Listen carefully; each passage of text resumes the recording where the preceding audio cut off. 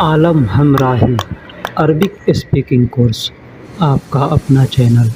बराए मेहरबानी चैनल को सब्सक्राइब करें। अस्सलामु अलैकुम वरहमतुल्लाहि वबरकातुहू। कैसे हैं दोस्तों, क्या हाल चाल है? मैं भी खैरियत से हूं और यकीन करता हूं कि आप लोग भी खैरियत से होंगे। दोस्तों, इस वीडियो में मैं कुछ बताने वाला हूं। कुछ लोगों के कमेंट आए थे कि हमको इन शब्दों का, इन अल्फाजों का मतलब आप हमें वीडियो में बनाकर बताइए। तो मैं सबके सवालों का जवाब मैं इस वीडियो में दे रहा हूं। बराए मेहरबानी चैनल पे नए हैं या पुराने हैं, सब्सक्राइब नहीं किया है तो चैनल को सब्सक्राइब कर लें और वीडियो को लाइक कर दें। फिर हम वीडियो को अब शुरू करते हैं। पिछला सप्ताह यानी वारा असबू। पिछला को वारा कहते हैं और सप्ताह को असबू कहते हैं। पिछला को वारा कहते हैं और सप्ताह को असबू कहते हैं। अगला सप्ताह, अगला को अगर आप अलग अलग तर्जुमा करते हैं तो आगे या अगला को गिद्दाम कहते हैं और सप्ताह को असबू कहते हैं। सप्ताह को असबू कहते हैं या सुबू कहते हैं। सुबू भी कहते हैं और असबू भी कहते हैं। तो आगे या अगला हम कहते हैं नेक्स्ट वीक यानी अगले सप्ताह या आगे का सप्ताह। तो उसको हम कहेंगे गिद्दाम असबू भी कह सकते हैं। गिद्दाम असबू या गिद्दाम सुबू भी कह सकते हैं। इस तरह से भी हम कह सकते हैं। दूसरा इसका अरबी है पिछला सप्ताह का असबुल माजी। अभी हमने बताया कि पिछले सप्ताह को अगर अलग अलग आप हम करके तर्जुमा करते हैं तो पीछे को गिद्दाम कहते हैं और सप्ताह को असबू कहते हैं। लेकिन एक साथ मिलाकर अगर हम तर्जुमा करते हैं तो असबुल माजी। माजी का मतलब पिछला होता है, इतिहास होता है, और असबुल मतलब हफ्ता। तो माजी पिछला सप्ताह एक साथ हम जब इसको मिलाएंगे तो असबुल माजी कहेंगे। असबू माजी भी कह सकते हैं या असबुल माजी भी कह सकते हैं। नेक्स्ट वीक अगले सप्ताह असबू मुकबिलू। अब इसको देखिए, अगर अलग अलग हम तर्जुमा करते हैं तो आगे को गिद्दाम कहते हैं। अगले सप्ताह यानी आगे को गिद्दाम कहते हैं। जैसे मैंने शुरू में बताया है कि आगे को गिद्दाम कहते हैं और सप्ताह को असबू या सुबू कहते हैं। तो गिद्दाम सुबू भी कह सकते हैं हम, गिद्दाम सुबू भी कर सकते हैं। लेकिन एक साथ जब हम इसका मिलाकर तर्जुमा करते हैं अगर, तो असबू मुकबिलू होता है। असबू या सुबू मुकबिलू यानी अगले सप्ताह, अगले हफ्ता, नेक्स्ट वीक। इवनिंग को हिंदी में हम ट्रांसलेट करते हैं तो उसका तर्जुमा शाम होता है। शाम तो रात नहीं, रात को अरबी में लैल कहते हैं, लेकिन शाम को मसाऊ कहते हैं। मसाऊ हमने अरबिक में भी यहाँ लिख दिया है। जिनको कंफ्यूज होगा कि मैं मसाऊ को कैसे कह रहा हूँ तो आप इसको देख सकते हैं, पढ़ सकते हैं कि मसाऊ या मसा इस तरह से भी कह सकते हैं। मसा भी कहते हैं और मसाऊ भी कह सकते हैं। इसलिए उसके ऊपर पेश लगेगा तो मसाऊ हो जाएगा, पेश को हटा देंगे तो मसा होगा। तो शाम को अरबी में या इवनिंग को अरबी में मसा कहते हैं या मसाऊ कहते हैं। गुड नाइट कहते हैं शुभ रात्रि। हिंदी में कहते हैं शुभ रात्रि, इंग्लिश में कहते हैं गुड नाइट। तो गुड नाइट को अरबी में ताब मसाउक कहते हैं। ताब मसाउक। देखिए, इंग्लिश के अल्फाज से और हिंदी के अल्फाज से हम अरबिक को जब कन्वर्ट करते हैं ना तो तर्जुमा थोड़ा इधर उधर हो जाता है। इसलिए कि अरबिक का जो तर्जुमा है वो उर्दू के साथ किया जाता है तो अच्छा तर्जुमा बैठता है। लेकिन अरबिक को हम हिंदी या इंग्लिश के साथ करते हैं तो थोड़ा तर्जुमा में डिफरेंस आ जाता है, ठीक है। लेकिन उसको मिला करके, जोड़ करके, उसको समझ करके बोला जाता है कि हाँ इसका मतलब क्या होना चाहिए, ठीक है। हेल्प मी यानी मदद करो, मेरी मदद करो, इस तरह से हम कहते हैं ना हेल्प मी। तो हेल्प मी को अरबी में साअदनी कहते हैं। साअदनी आप अरबिक में भी देख लीजिएगा, मैं अरबिक में भी लिख करके दिया हूँ। साअदनी यानी अरबिक में हेल्प मी को अरबिक में साअदनी कहते हैं। साअदनी मतलब हेल्प मी। तो आप अगर अच्छे से अगर अरबिक सीखना चाहते हैं तो बराए मेहरबानी वीडियो को पूरा देखिएगा और समझिएगा कि हम क्या बता रहे हैं। नहीं समझ में आए तो वीडियो को बार बार रिप्ले करके दोबारा तिबारा करके देखिएगा तो वीडियो समझ में आएगा इंशाअल्लाह। अगर देखने का और सीखने का मन होगा तो, नहीं तो इस तरह से आदमी मजाक में खींच देते हैं, कमेंट करते हैं कि हमको इस चीज़ का मतलब बता दीजिए, और मतलब बता दे तो वो समझते हैं कि हम बेवकूफ़ हैं या ऐसे हमारे पास टाइम ज़्यादा है इसके हमारे। देखिए नहीं, टाइम ज़्यादा नहीं, आपकी बातों का हम कदर करते हुए वक्त निकाल करके वीडियो को बना रहे हैं। तो बराए मेहरबानी वीडियो को पूरा देखिएगा, अच्छा लगे या बुरा लगे कमेंट में हमको ज़रूर बताइएगा। तो इमरजेंसी को तारिउन कहते हैं, इमरजेंसी को तारिउन कहते हैं। आप हॉस्पिटल में जाइएगा तो वहाँ पे देखिएगा लिखा होगा इमरजेंसी रूम को तारिउन गुरफा, तारिउन गुरफा लिखा होगा गेट के पास, यानी इमरजेंसी रूम। ठीक, इंजॉय, इंजॉय और इंग्लिश में कहते हैं इंजॉय करो, इंजॉय। तो इंजॉय को अरबी में यतमतउ कहते हैं, यतमतउ। हम जो भी यहाँ बतला रहे हैं कुछ हमें जानकारी है और कुछ हमने गूगल से सर्च किया है, ये मैं आपको पहले बता दे रहा हूँ। ठीक है, तो हो सकता है कि जो हमने अल्फाज बतलाया उसका तर्जुमा अलग भी हो सकता है, कुछ अलग भी। अलग मतलब कि ये मैं गलत नहीं बता रहा हूँ, सही है, लेकिन एक हर्फ का, एक अल्फाज का कई मतलब होते हैं। तो कोई लोग कुछ जानते हैं, कोई लोग कुछ जानते हैं। एग्ज़ाम्पल के तौर पे पानी को मोया भी कहते हैं और पानी को माउन भी कहते हैं और पानी को माई भी कहते हैं। तो ये सब क्षेत्रीय भाषा है, क्षेत्र के हिसाब से तर्जुमा बदलते रहता है। ठीक है, तो उसी तरह से जो हमने तर्जुमा किया है उसमें और आपके जानने में कुछ कमी बेसी भी हो सकती है, तो इसके लिए मैं माफ़ी चाहूँगा। मैं इसमें जो भी किया हूँ वो गूगल सर्च किया हूँ, या जो हमें मालूम है या हमें नहीं मालूम है तो मैं दूसरों से पूछ करके किया हूँ। अब यहाँ दूसरा है आस्क मी, यानी मुझसे पूछें। आस्क मी यानी मुझसे पूछें, और इंग्लिश में कहते हैं आस्क मी। तो इस अलनी यानी मुझसे पूछें। इस अलनी का मतलब पूछना होता है, इसका मतलब मुझसे होता है। इस अलनी यानी मुझसे पूछें, इस तरह से हम अरबिक में कह सकते हैं। कीबोर्ड जिससे हम टाइप करते हैं कंप्यूटर पे, तो उसको कीबोर्ड इंग्लिश में कहते हैं, लेकिन हम अरबिक में उसको तर्जुमा करेंगे अलग अलग।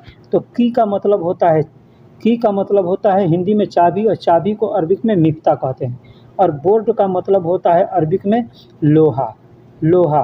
तो कीबोर्ड यानी लोहतुल मिफ्ता, यानी उसको अलग अलग करेंगे तो की का मतलब हो गया मिफ्ता और बोर्ड का मतलब हो गया यानी चाबी, लोहा, इस तरह से। तो इसको हम एक में मिला कर तर्जुमा करेंगे तो लोहतुल मिफ्ता या लोहतुल मिफातिह कह सकते हैं। ठीक है, लोहतुल मिफातिह कह सकते हैं ना। ध्यान से रोड पार करो, हम किसी से कहते हैं, कोई आदमी को रोड पार करना होता है तो कहते हैं ध्यान से रोड पार करो। ठीक है, तो इसका तर्जुमा क्या है? अबुरुल तरीक बुउनाया, अबुरुल तरीक बुउनाया। अब अबुरुल किसको कहते हैं? हम कोई चीज़ जीतते हैं, जैसे नदी पार कर लिए तो हम नदी को अबूर कर लिए, कोई किला फतह कर लिए तो हम किला को अबूर कर लिए। ठीक है, तो उसको हम कहते हैं अबुरुल ना। तरीक का मतलब रोड होता है और बुउनाया मतलब ध्यान से। ठीक है, तो अबुरुल नाया यानी हम रोड को जब पार कर लेते हैं उसको अबूर कहते हैं, अबूर कर लिए। ठीक है, दूसरा है वन बोरिंग डे यानी यौमुल मुलील। यौम का मतलब होता है दिन। ठीक है, यौम का मन को अरबी में दिन को यौम कहते हैं और यौमुल यानी एक दिन हो गया। मुलील का मतलब बोरिंग होता है, ख़राब को बोरिंग आदमी कहता है आज का दिन कितना बोरिंग है। तो यौमुल मुलील यानी वन बोरिंग डे। अब इसका हिंदी में तर्जुमा आप कर सकते हैं कि भाई वन बोरिंग डे का जो भाई हमसे पूछे हैं उसका वो मतलब समझते होंगे कि वन बोरिंग डे को हिंदी में हम क्या कहेंगे। ठीक है, उसका अरबिक तर्जुमा है यौमुल मुलील। दूसरा है डोंट डिस्टर्ब। आदमी कहता है कि हमें परेशान न करो, डोंट डिस्टर्ब, तो उसको अरबी में कहते हैं ला तुजाजू यानी डोंट डिस्टर्ब, हमको परेशान न करो। वैसे परेशान को अरबी में मुश्किला कहते हैं। ठीक है, ला का मतलब नहीं और मुश्किला, परेशान को मुसीबत को मुसीबा कहते हैं, मुसीबा कहते हैं, मुश्किला भी कहते हैं। मुसीबत को मुसीबा कहते हैं और परेशानी को मुश्किला कहते हैं। तो ला मुश्किला भी कह सकते हैं, ला मुश्किला ऐसा भी यानी परेशान ना करो, या ला तुजाजू यानी परेशान ना करो, डोंट डिस्टर्ब इस तरह भी कह सकते हैं। वर्ड शब्द या हर्फ, हम हिंदी में कहते हैं हर्फ, शब्द कहते हैं, अरबी में हर्फ का, उर्दू में हर्फ कहते हैं, इंग्लिश में वर्ड कहते हैं। तो उसको अरबी में कलमा कहते हैं। कलमा, कलमा का मतलब शब्द होता है, वर्ड होता है। एक कलमा है, एक वर्ड है तो उसको कलमा कहेंगे, और बहुत से हैं यानी जमा, जमा है तो उसको बहुत से हैं तो वहाँ को कलमात कहेंगे। एक को कलमा कहेंगे और कई को कलमात कहेंगे। अगर एक कलमा है, एक लफ्ज़ है वहाँ पे तो हम उसको कलमा कहेंगे। जैसे अव्वल, अव्वल यानी एक, तो उसको कलमा कहेंगे। अब उसके साथ में कई हैं तो हम उसको कलमात कहेंगे। ठीक है। आप बहुवचन और एक वचन और बहुवचन अगर जानते होंगे तो उसको आप समझ सकते हैं। ठीक है। वाहिद और जमा, और उर्दू में वाहिद और जमा कहते हैं। तो रिंग टोन यानी म्यूज़िक, रिंग टोन यानी म्यूज़िक, तो म्यूज़िक को सब लोग जाते हैं भाई, गाने को म्यूज़िक कहते हैं। इंग्लिश में जो बजता है उसको सिर्फ म्यूज़िक कहते हैं, और उसमें गाया जाता है तो उसको नगमा कहते हैं। तो ठीक उसी तरह से अरबी में भी गाने को नगमा कहते हैं, और रिंग टोन जो है तो नगमतुल रबीन, रगमतुल रबीन कहते हैं। रिंग टोन को नगमतुल रबीन, नगमतुल रबीन। अब मोबाइल रिंगटोन, भाई ने लिखा था कि मोबाइल रिंगटोन, तो मोबाइल को जवाल कहते हैं और रिंगटोन को नगमतुल रबीन। एंड मोबाइल तो जवाल नगमतुल रबीन कह सकते हैं, जवाल नगमतुल रबीन कह सकते हैं। ठीक है। तो इस तरह से आप इसको कह सकते हैं। सब ध्यान देने वाली बात यह है कि रिंगटोन को, रिंगटोन यानी म्यूज़िक है, तो अरबी में या उर्दू में नगमा कहते हैं। नगमा, नगमा का मतलब होता है गाना या नज़म या गज़ल जो कुछ है, तो उसी का म्यूज़िक है। तो म्यूज़िक को नगमतुल रबीन कहते हैं। अब मोबाइल रिंगटोन कहेंगे तो उसका तर्जुमा होगा जवाल, जवाल यानी मोबाइल, जवाल नगमतुल रबीन, जवाल नगमतुल रबीन, इस तरह से आप कह सकते हैं। अभी आदमी जब नया रहता है ना तो ज़ुबान लड़खड़ाता है बोलने में। ठीक है। तो इसके लिए अगर ज़ुबान हमारी भी लड़खड़ा रही है तो उसके लिए मैं उसके लिए माफ़ी चाहूँगा। ठीक है। मैं बोलूँ या तुम बोलो, अब यहाँ पे एक अल्फाज आया है मैं बोलूँ, बोलना, बोलने को हम किसी से बात करते हैं तो कहते हैं मैं बोलूँ, तो कहेंगे अगुल। मैं बोलूँ यानी अगुल, अगुल। तुम बोलो यानी तगुल, अरबी में तगुल कहेंगे और अगुल कहेंगे। मैं बोलूँ को अरबी में अगुल कहेंगे और तुम बोलो को अरबी में तगुल कहेंगे। तुम बोलो को अरबी में तगुल कहेंगे, तगुल, अगुल और तगुल। मैं बोलूँ अगुल, तुम बोलो तगुल, यानी अनागुल, अनागुल इन तगुल, इस तरह से हम कह सकते हैं। बोलो या कहो या कह दो या बोल दो, इसको अरबी में हम कहते हैं गुल। देखिए गुल लोग कहते हैं लेकिन लिखावट में कुल आता है। आप कुरान पढ़े हैं अगर या सुने हैं, नमाज में सुनते होंगे लोग पढ़ते हैं कुल हो अल्लाहु अहद, उसका तर्जुमा होता है अल्लाह कहते हैं ए नबी कह दो, कह दो यानी कुल यानी कहो, कुल यानी कहो। तो कुल से मुखातिब किया जाता है कुल यानी कहो। तो ठीक है, किसी को हम कहना है कि तुम कहो तो कहेंगे तगुल, तगुल यानी तुम कहो। हमको कहना है तो कहेंगे अगुल यानी मैं कहूँ तो अगुल। ठीक है। तो लिखावट में कुल होता है बड़ा काफ से, लेकिन बोलने के लिए लोग गुल बोलते हैं, गुल।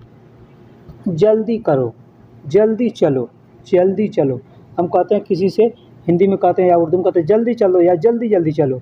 तो यहाँ अरबी में लोग कहते हैं यल्ला, बस यल्ला कह देंगे यानी चलो, यल्ला का मतलब चलो। अब उसको कहेंगे जल्दी जल्दी चलो तो सूरा यमसी या यल्ला यमसी, यल्ला यमसी भी कह सकते हैं। यमसी का मतलब चलना होता है, सूरा का मतलब तेज होता है, जल्दी होता है, और यमसी का मतलब चलना होता है। तो यल्ला यमसी यानी जल्दी जल्दी चलो, सूरा यमसी यानी जल्दी जल्दी चलो। तो इस तरह से हम कह सकते हैं यल्ला यमसी या सूरा यमसी। यल्ला यमसी यानी जल्दी जल्दी चलो, या सूरा यमसी यानी जल्दी जल्दी चलो। पैदल चलो या पैर से चलो। अब दूसरा भाई ने पूछा है कि पैदल चलो या पैर से चलो को अरबी में क्या कहेंगे। तो ये चीज़ आप जान लीजिए कि पैर को अरबी में कदम कहते हैं, पैर को अरबी में कदम कहते हैं, और मिन का मतलब से होता है, मिन का मतलब से होता है, और यमसी का मतलब चलना होता है, यमसी का मतलब चलना होता है। तो अगर हम कदम कहते हैं कि पैदल चलो या पैर से चलो, तो कहते कदम मिन यमसी या कदम यमसी। कदम यमसी भी कहेंगे तो लोग समझ जाएंगे कि आप क्या कह रहे हैं, या कदम मिन यमसी कहेंगे तो भी लोग समझ जाएंगे कि आप क्या कह रहे हैं। कदम मिन यमसी यानी पैर से चलो और या पैदल चलो, ठीक। यह तुमने लिखा है, दूसरा अल्फाज है भाई का कि यह तुमने लिखा है, यह तुमने लिखा है। तो सबसे पहले ये जान जाइए कि यह का अरबी में हाजा कहते हैं, लोग हादा कहते हैं, हाजा या हादा, हादा होता है लेकिन लोग हादा कहते हैं, ठीक है। तुम को अरबी में इंता कहते हैं, तुम या आपको अरबी में इंता कहते हैं, और लिखने को सज्जल कहते हैं। अब भाई ने एक और सवाल पूछा था राइटिंग टाइपिंग, तो टाइप किया जाता है मतलब लिखा जाता है, तो उसको भी सज्जल कह सकते हैं, ठीक है। टाइपिंग यानी सज्जल, टाइप मतलब कीबोर्ड से लिखा जाता है तो सज्जल।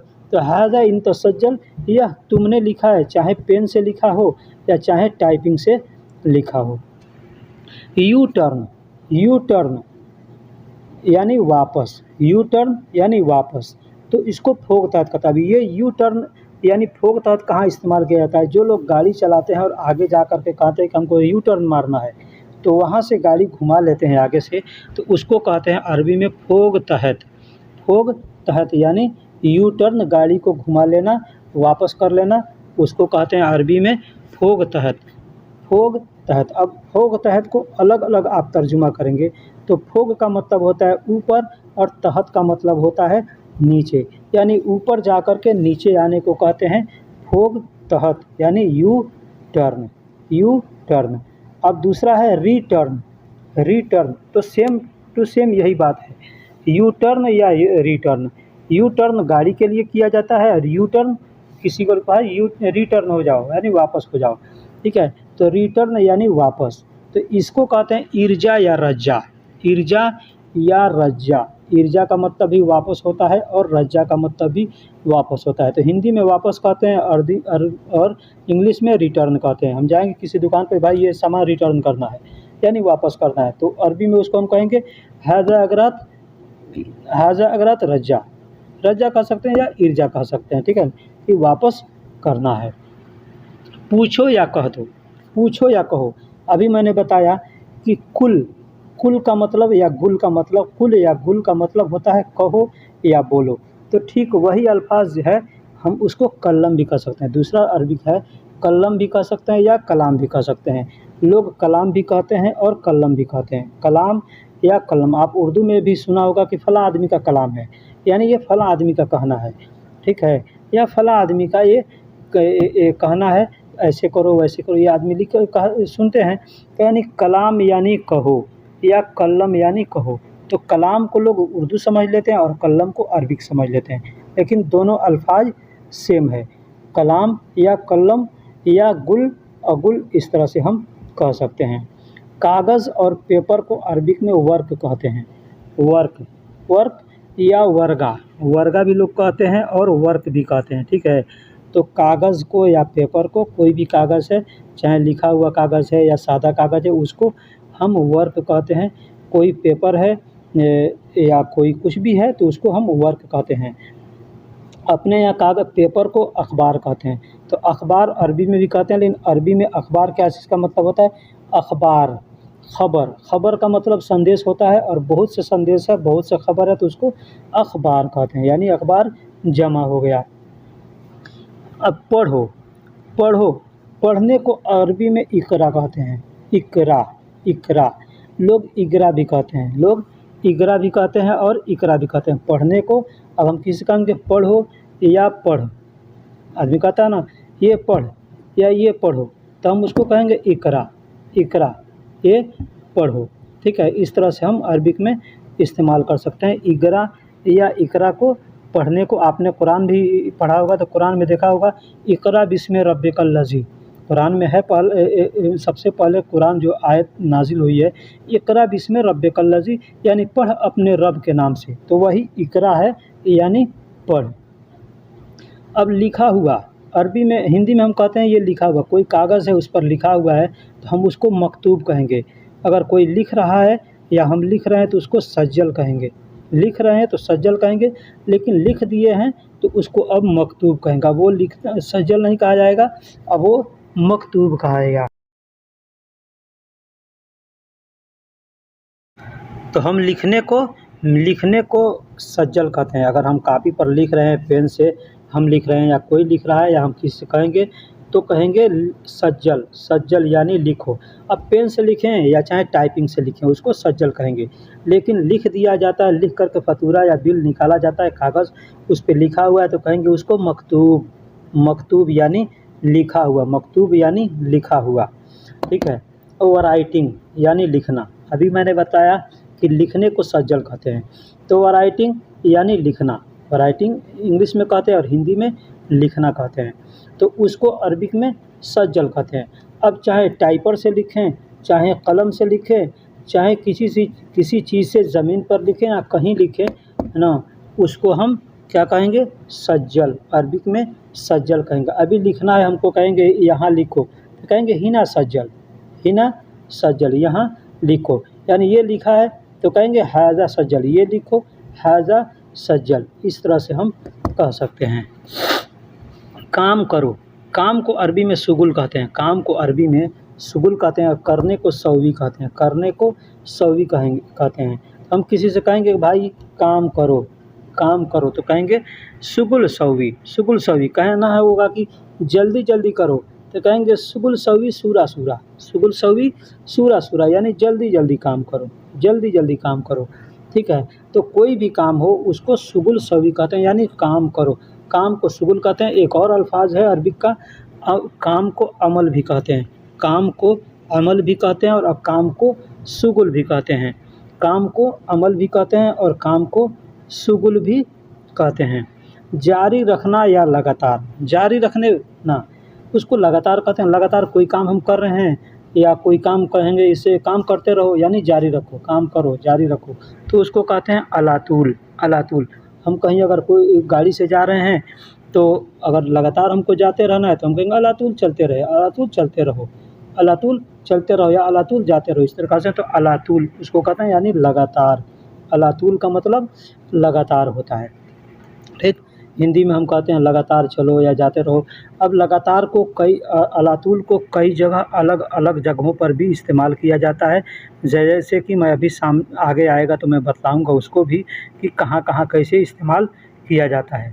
अब कहाँ से आ रहे हो, अब हमको किसी से पूछना है, कोई आ रहा है तो हम पूछेंगे कहाँ से आ रहे हो, तो ये हमको जानना ज़रूरी है कि कहाँ को अरबी में वैन कहते हैं, कहाँ को अरबी में वैन कहते हैं। और मीन का मतलब से होता है, मीन का मतलब से होता है, ठीक है।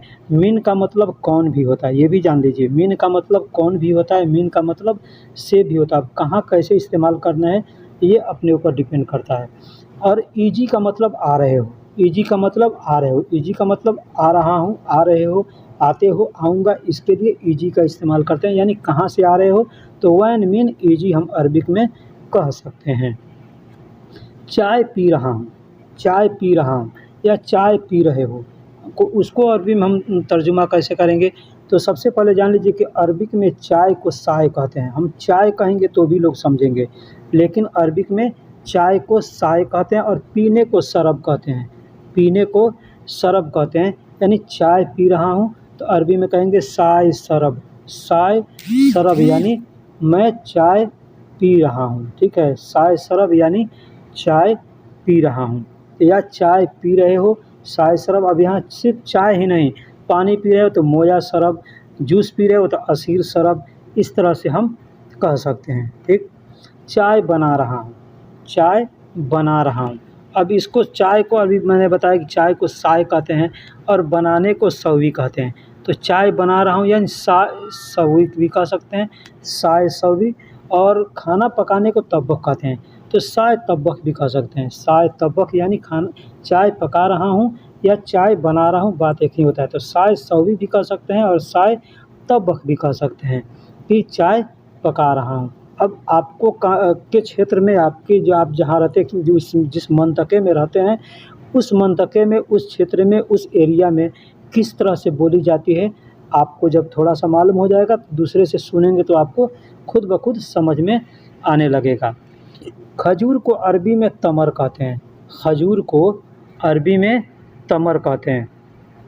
तमर, तमर का मतलब खजूर। अब तमर यानी खजूर छोटा है या बड़ा है, छोटा छोटा है तो उसको सगीर सगीर कहेंगे, सगीर तमर, बड़ा है तो कबीर तमर कहेंगे।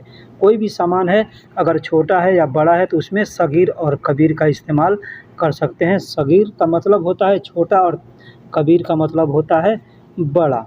तो खजूर को अरबी में तमर कहते हैं। और फल को, बहुत से फल हैं, कोई भी फल है हमको नाम नहीं मालूम है तो फल को हम फल जैसे कहते हैं तो अरबी में सम्रात कहते हैं। तमरात या सम्रात, तमरात भी लोग कहते हैं या सम्राट भी कहते हैं उसको, फल को तमरात या सम्राट।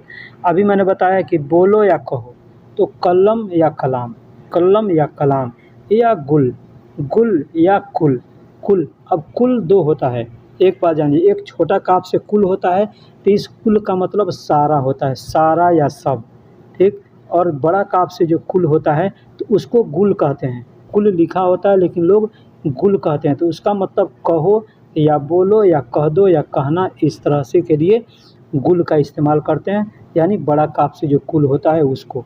तो उसको हम कलम भी कह सकते हैं और कलाम भी कह सकते हैं। रेस्ट, रेस्ट इंग्लिश में कहते हैं और हिंदी में आराम कहते हैं। रेस्ट इंग्लिश में कहते हैं और अरबिक में और हिंदी में आराम कहते हैं, आराम कहते हैं। तो ठीक उसी तरह से अरबिक में आप अगर उर्दू पढ़े होंगे तो उर्दू जानकारी होगी तो आप सुने होंगे राहत, राहत यानी आराम। हिंदी में भी अक्सर जगहों पे इसको इस्तेमाल किया जाता है राहत। तो उसी तरह से अरबी में ये राहत भी अरबी का अल्फाज है, हम लोग हिंदी में या उर्दू में इस्तेमाल करते हैं तो हम समझते हैं हिंदी उर्दू है, लेकिन ये अरबी का अल्फाज है तो उसको हम राहत कहते हैं। रेस्ट या आराम को अरबी में राहत कहते हैं या इस्तराहत कहते हैं। इस्तराहत भी कह सकते हैं और कहते हैं, और राहत भी कहते हैं और कह सकते हैं। बहुत ज़्यादा, बहुत या बहुत ज़्यादा, दो अल्फाज हैं यहाँ पे। एक होता है बहुत, एक होता है बहुत ज़्यादा। हम कह सकते हैं कि ये बहुत है, एक कहता नहीं नहीं नहीं ये बहुत ज़्यादा है, तो उसको अरबी में हम कैसे कहेंगे? बहुत जहाँ कहना होगा वहाँ हम कत्तीर का इस्तेमाल करेंगे, और बहुत ज़्यादा कहना होगा वहाँ पे वाजिद का इस्तेमाल करेंगे। वाजिद, वाजिद का मतलब बहुत ज़्यादा होता है और कत्तीर का मतलब बहुत होता है। कत्तीर का मतलब बहुत होता है। अब थोड़ा है, कहते हैं बहुत जब है तो थोड़ा भी होगा, तो जहाँ थोड़ा होगा उसको हम नागस कहेंगे। नागस या नागिस मतलब थोड़ा। नागिस लिखा जाता है नाकिस, लेकिन कहा जाता है नागस या नागिस। गए। अब पीछे, पीछे को अरबी में वरा कहते हैं। पीछे को अरबी में वरा कहते हैं और पीठ को अरबी में खल्फ कहते हैं। पीठ को अरबी में खल्फ कहते हैं। तो यहाँ पे एक बात ध्यान दीजिएगा, पीछे या पीठ दोनों पीछे होता है। पीठ भी पीछे है और पीछे, तो पीछे को पीछे कहा ही जाता है, तो पीठ को भी पीछे का। तो यहाँ तो किसी से अगर कहना होगा कि पीछे देखो तो उसको हम कहेंगे वरा सूफ, वरा सूफ, या खल्फ सूफ भी कह सकते हैं। खल्फ सूफ यानी पीठ की तरफ देखो, या वरा सूफ यानी पीछे की तरफ देखो, ठीक है। तो इस तरह से हम कह सकते हैं। खाने को अरबी में अक्किल कहते हैं। खाने को अरबी में अक्किल कहते हैं। जैसे हम रोटी है, चावल है, दाल है, उसको खा रहे हैं, या हम किसी से कहना होगा कि खाओ तो कहेंगे अक्किल या तनाउल, तनाउल भी कहेंगे या अक्किल भी कहेंगे। तो अक्किल का मतलब खाओ, या खा रहे हो, खा रहा हूँ तो अक्किल कहेंगे, या खाने को अक्किल कहते हैं। खाना और अक्किल, तनाउल, तनाउल या अक्किल दोनों इस्तेमाल कर सकते हैं। किसी को हम कहेंगे खाओ तो खाओ को अक्किल भी कह सकते हैं या कोलू भी कह सकते हैं। कोलू का मतलब खाओ होता है, अक्किल का मतलब खाना होता है, तनाउल का मतलब खाना, यानी खाने को अक्किल और तनाउल या कोलू कहते हैं। अब यहाँ आया खाना यानी भोजन। अभी मैंने बताया कि खाने को अक्किल या तनाउल कहते हैं, यानी यहाँ खाना को तआम भी कहते हैं। तो ये कौन सा खाना है और वो कौन सा खाना है ये समझ लीजिए। अब दाल, चावल, रोटी, सब्जी प्लेट के अंदर रखा हुआ है, उसको हम कहेंगे तआम। तआम हिंदी में कहते हैं भोजन, हिंदी में भोजन कहते हैं या खाना कहते हैं, तो अरबी में तआम कहते हैं। उसको हम कहेंगे तआम, और उस खाना को हम खाने लगेंगे तो कहेंगे अकिल यानी खाना खा रहा हूँ, तो आम अकिल यानी खाना खा रहा हूँ। फिर है लगातार या सीधा। अभी पीछे हमने बताया है कि अलातूल, अलातूल को कहाँ और कैसे इस्तेमाल करेंगे। अब लगातार या सीधा, तो अभी हमसे कोई आदमी आ रहा है और पूछ रहा है भाई ये रास्ता कहाँ जाएगा। एग्ज़ाम्पल के तौर पे हमको फलां जगह जाना है, आदमी बता दिया, तो आपको रास्ता मालूम है तो आप सीधे कहेंगे अलातूल जाओ, अलातूल जाओ यानी लगातार जाओ या सीधा जाओ, इसको अलातूल कहते हैं। ठीक। अब, अभी या तुरंत। अब, अभी या तुरंत को अरबी में क्या कहते हैं, अलहीन या अलआन। अलआन भी कहते हैं और अलहीन भी कहते हैं। अलहीन का मतलब अब या अभी, अब या अभी या तुरंत। ठीक उसी तरह से दूसरा अरबी है अलआन। अलआन का मतलब ये होता है अब या अभी, अब या अभी। यहाँ अलहीन को सबसे ज़्यादा इस्तेमाल किया जाता है। कहीं भी कोई भी आदमी नया है या पुरान है तो अलहीन का इस्तेमाल ज़्यादा करते हैं, लेकिन अलआन का भी इस्तेमाल करते हैं। सऊदी लोग आपस में अगर बात करते हैं तो वो ज़्यादा अलहीन है, ये सब छोटी मोटी अरबी को इस्तेमाल नहीं करते। वो सब सीधा सीधा अरबिक जैसे कुरान में है इस तरह का अरबिक को वो लोग इस्तेमाल करते हैं। हम लोगों से बात करने के लिए वो लोग टूटी फूटी वर्ड अरबी का इस्तेमाल करते हैं, क्योंकि वो लोग जानते हैं कि इनको मालूम नहीं है, इसलिए जैसे हम लोग जानते हैं उसी तरह से वो हमारी लैंग्वेज में भी वो लोग भी बात करते हैं। ठीक है, लेकिन आपस में उन लोगों को बात करना होगा तो वो शुद्ध अरबी का इस्तेमाल करते हैं। अब यहाँ पे एक है परसों। परसों को अरबी में बाद अम्स कहते हैं। बाद अम्स, बाद अम्स यानी परसों। परसों का मतलब जो समय बीत गया है, जो दिन बीत गया है। एग्ज़ाम्पल यानी दूसरा या तीसरा दिन, तीसरा दिन बीत गया है, दूसरा दिन बीत गया है, उसको बाद अम्स कहते हैं। बाद अम्स, बाद अम्स यानी बीता हुआ, परसों को बाद अम्स कहते हैं। अब बीता हुआ कल, जैसे आज है और कल जो बीत गया है, आज 12 तारीख है, तो 11 तारीख जो गया है उसको हम आम्स कहेंगे, उसको हम आम्स कहेंगे या अम्स कहेंगे, आम्स कहते हैं। तो बीता हुआ पहला दिन या बीता हुआ कल को हम आम्स कहते हैं, आम्स या अम्स कहते हैं। ठीक है, जो दिन बीत गया है यानी उसको बीते हुए दिन को क्या कहते हैं, भूतकाल। भूतकाल यानी वो समय बीत गया है, इतिहास अब बन चुका है, तो उसको हम कहते हैं अम्स, यानी बीता हुआ कल, बीता हुआ समय को अम्स कहते हैं। ठीक, जो एक दिन पहले बीत गया उसको अम्स कहते हैं और 2 दिन पहले बीत गया उसको बाद अम्स कहते हैं। ठीक उसी तरह से आने वाले कल को, आने वाले कल को यौम, आने वाले कौम को बुकरा कहते हैं, बुकरा। लेकिन बुकरा को लोग बुखरा भी कहते हैं। बुकरा या बुखरा कोई भी अल्फाज है आपके सामने तो समझ जाइए कि ये कल को कह रहा है। या बाचर, बाचर भी कहते हैं। बहुत से लोग बाचर का भी इस्तेमाल करते हैं, बहुत से लोग बुखरा कहते हैं या बुकरा कहते हैं। आने वाले कल को बुखरा कहते हैं। अब जान जाइए कि आज को क्या कहते हैं। आज को यौम कहते हैं, आज को यौम कहते हैं।